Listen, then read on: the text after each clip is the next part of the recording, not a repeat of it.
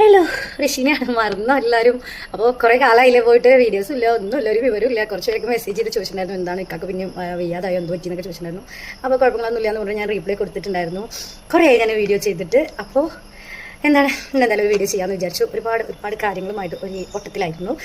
അപ്പോൾ സന്തോഷമുള്ള കാര്യം തന്നെയാണ്. എൻ്റെ പ്രയാസങ്ങൾ, വിഷമങ്ങൾ ഒരുപാട് ഞാൻ നിങ്ങളുടെ അടുത്ത് പറഞ്ഞിട്ടുണ്ട്. അപ്പോൾ എൻ്റെ സന്തോഷവും നിങ്ങളുടെ അടുത്ത് തന്നെയാണ് പറയേണ്ടത്. അപ്പോൾ അതിനു മുമ്പ് നമുക്കൊരു സ്ഥലം വരെ പോയിട്ട് വരാം. പോവാ.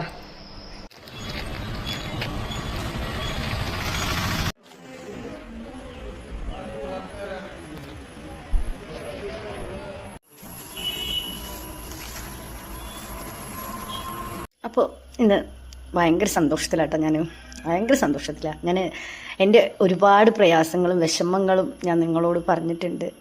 എൻ്റെ പ്രയാസഘട്ടത്തിൽ നിങ്ങൾ ഒരുപാട് എന്നെ സഹായിച്ചിട്ടുണ്ട്, എൻ്റെ കൂടെ നിന്നിട്ടുണ്ട്.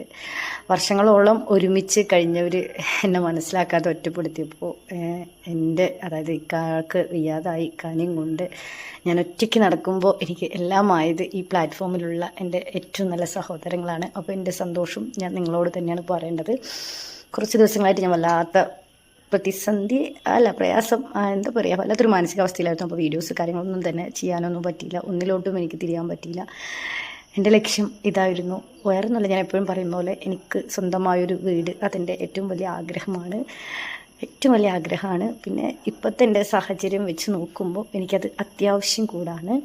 വേറൊന്നല്ല, ഇക്ക സുഖമായിട്ട് അവിടുന്ന് വന്ന് ഇക്ക വീട്ടിൽ പോയി യോജിച്ച് യാതൊരു കുഴപ്പമില്ല. പക്ഷെ അതുപോലെയല്ല എൻ്റെ കാര്യം എന്നല്ല, ഏറെക്കുറെ എല്ലാ പെണ്ണുങ്ങളുടെ കാര്യം അതൊക്കെ തന്നെയാട്ടോ. അതായത് നമ്മൾ കയറി ചെല്ലുന്ന അവിടെ പറയും, വന്ന് കയറിയോളെന്ന് പറയും. നമ്മളെ വീട്ടിൽ പോയാൽ പറയും, എന്താ പറയുക, കല്യാണം കഴിച്ചു കൊടുത്ത ആളെന്ന് പറയും. അപ്പോൾ നമുക്ക് സ്വന്തമായിട്ടൊരു സ്ഥലമല്ല, അതാണ് സത്യം. അപ്പോൾ നമുക്ക് സ്വന്തമായിട്ട് ഒരു ആസ്പദം ഉണ്ടാക്കണം, കാണണം, എന്നാൽ തന്നെ നമുക്ക് പിടിച്ചെടുക്കാൻ പറ്റുള്ളൂ.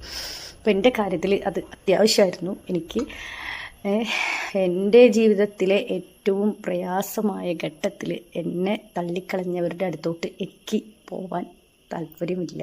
അപ്പോൾ എനിക്കൊരു ആസ്പദം വേണമായിരുന്നു, അതിൻ്റെ ഓട്ടത്തിലായിരുന്നു. അൽഹംദുലില്ലാ, എൻ്റെ പ്രയാസങ്ങൾ ഒരുപാട് കണ്ട റബ്ബ്, എൻ്റെ വിഷമങ്ങൾ കണ്ട റബ്ബ് എൻ്റെ കൂടെ നിന്ന് എന്നെ സഹായിച്ചു.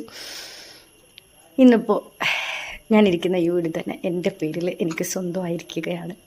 അപ്പോൾ ഭയങ്കര സന്തോഷമുണ്ട്, ഒരുപാട് സന്തോഷമുണ്ട്. കാരണം